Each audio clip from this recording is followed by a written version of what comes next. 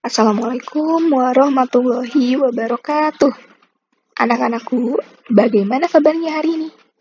Alhamdulillah, luar biasa, Allahu Akbar. Nah, hari ini kita akan mempelajari mengenai bab puisi rakyat.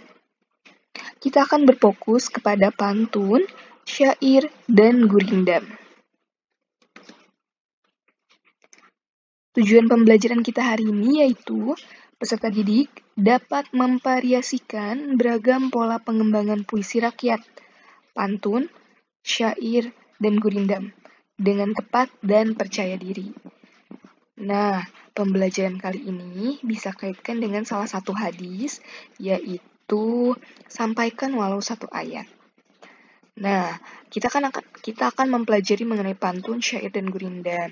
Biasanya isinya ini mengenai pepatah atau nasihat mengenai keagamaan nih. Berarti sangat berkaitan dengan hadis yang tadi sudah Ibu sebutkan. Beribadah itu atau ceramah itu tidak langsung ceramah aja, tetapi bisa juga melalui pantun, melalui syair, melalui gurindam, seperti itu. Nah, puisi rakyat itu sangat banyak, Nak. Ada pantun, ada seloka, ada syair, ada mantra, ada talibun, ada gurindam, ada karmina. Yang akan kita pelajari lebih fokus yaitu mengenai pantun, syair, dan gurindam. Nah, sebelumnya ada yang sudah tahu belum mengenai pantun? Pengertian pantun. Oke, pengertian pantun ini merupakan puisi Melayu yang mengakar dan membudaya di masyarakat. Pantun juga dikenal dengan banyak nama di berbagai bahasa di Nusantara. Kalau misalkan bahasa Tagalog menyebutnya itu dengan tonton. Bahasa Jawa menyebutnya itu dengan tuntun. Bahasa Toba menyebutnya itu dengan pantun seperti yang sering kita katakan. Itu merupakan pantun di daerah seperti itu. Nah, pantun ini merupakan suatu ucapan yang teratur. Lalu arahannya itu mendidik dan bentuknya itu kesantunan. Itu biasanya isi pantun. Ini mengenai pengertian pantun. Jadi diulangi lagi, pantun ini merupakan puisi Melayu yang mengakar dan membudaya di masyarakat. Berisi mengenai ucapan yang teratur, arahan yang mendidik, dan bentuk kesantunan. Ini merupakan pengertian dari pantun. Lalu, ada ciri-ciri pantun. Apa aja sih ciri-ciri pantun? Ada 5 poin. Bisa kalian lihat bersama-sama ya, Nak. Ciri-ciri pantun itu yang pertama, tiap bait terdiri atas 4 larik. Larik itu sama dengan baris ya, Nak. Jadi pantun ini terdiri dari 4 baris atau 4 larik. Nah, tiap barisnya itu terdiri atas 8 sampai dengan 12 suku kata. Coba, suku kata itu apa sih? Nantinya ketika diskusi di WhatsApp. Yang ketiga yaitu rima akhir setiap baris ABAB. Selanjutnya, baris pertama dan kedua merupakan sampiran. Baris ketiga dan keempat merupakan isi. Sampiran itu berarti baris pertama dan keduanya nih. Baris ketiga dan keempat merupakan isi. Jadi, pantun itu harus ada sampiran dan isinya. Seperti itu ya, ini mengenai ciri-ciri pantun. Selanjutnya, pengertian syair. Syair ini puisi lama yang berasal dari bahasa Arab yaitu syair atau syu'ur yang berarti perasaan yang menyadari.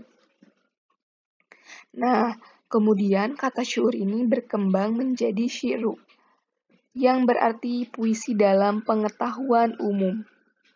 Jadi syair ini merupakan puisi dalam pengetahuan umum. Kalian juga nanti harus paham ya mengenai bahasa-bahasanya. Dalam bahasa Arab itu syair atau syu'ur. Seperti itu. Ini mengenai pengertian syair. Lalu, ada juga ciri-ciri syair. Ada 5 poin nih ciri-ciri syair. Yang pertama, setiap bait terdiri dari 4 baris. Kalau tadi pantun itu hanya 4 larik atau 4 baris, tapi kalau syair ini terdiri dari beberapa bait, satu baitnya ada 4 baris. Baris ya nak? Berarti ada perbedaannya.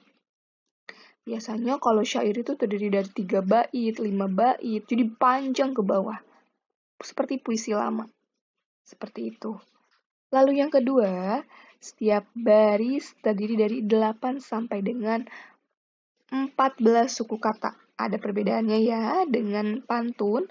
Kalau pantun itu 8 sampai 12, kalau syair itu 8 sampai 14 suku kata. Nah, kalau syair ini bersajak A, A, A, A. Jadi, akhiran katanya tuh A, A, A, A, sama. Dalam satu bait. Misalkan bait kedua beda juga tidak apa-apa. Akhirannya B, B, B, B. Ini tuh diibaratkan ya, nah, A, A, A itu bukan berarti syair itu akhiran katanya harus A, A, A, A. Tetapi akhiran kata itu harus sama. Misalkan, kalau N, N semua, kalau G, G semua, seperti itu. Bersajak yang sama akhirannya. Selanjutnya, semua baris adalah isi. Jadi, tidak ada sampiran. Kalau syair itu isi semua. Isi itu seperti apa sih? Nanti kita diskusikan. Selanjutnya, bahasa yang digunakan biasanya berupa kiasan. Nah, kan kita sudah mempelajari ya mengenai kiasan. Jadi, kiasan itu seperti kata-kata mutiara. Isinya itu, kata-kata yang indah. Ini biasanya di syair. Seperti itu. Seperti puisi, namun syair itu puisi lama. Selanjutnya, ada pengertian gurindam. Nah, gurindam ini merupakan puisi lama yang berasal dari India, yaitu kirindam. Berarti mula-mula atau perumpamaan. Ya, sama-sama puisi lama, tetapi ini berasal dari India, yang artinya mula-mula atau perumpamaan. Kita lihat ciri-cirinya. Ciri-ciri gurindam ada 7 poin, ini paling banyak. Yang pertama, terdiri atas 2 baris dalam sebait. Nah, berbeda juga ya dengan pantun dan syair. Kalau misalkan gurindam ini 2 baris. Ada beberapa bait, tapi isi satu bait itu hanya 2 baris, tidak 4 baris. Ini gurindam. Lalu, tiap baris memiliki jumlah kata suku kata ya nak, jumlah suku kata sekitar 10 sampai dengan 14 kata. Suku kata. Ketiga, tiap baris memiliki rima yang sama, yaitu AA, BB, CC, dan seterusnya. Ini rima akhirnya sama juga nih dalam satu bait. AA, BB, CC, DD. Jadi akhirannya sama. Poin keempat, merupakan satu kesatuan yang utuh. Biasanya, bait pertama, kedua, ketiga itu sangat berkaitan. Intinya sama. Pesannya sama. Jadi, tidak bait pertama membicarakan mengenai lingkungan. Misalkan bait kedua itu membicarakan mengenai cinta. Bait ketiga itu membicarakan mengenai keagamaan. Tidak seperti itu. Walaupun ada beberapa bait, tetapi dalam satu gurindam ini memiliki satu kesatuan. Intinya sama, membicarakan mengenai apa. Seperti itu. Nah, poin yang kelima, baris pertama berisi soal, masalah, atau perjanjian. Itu di baris pertama.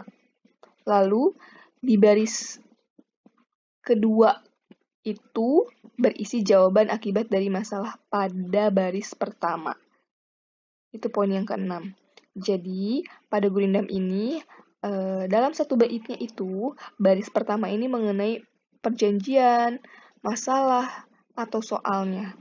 Nah, kalau misalkan bait keduanya itu ada jawaban dari poin-poin yang baris pertama ini. Nanti akan Ibu sertakan contohnya ya di WhatsApp.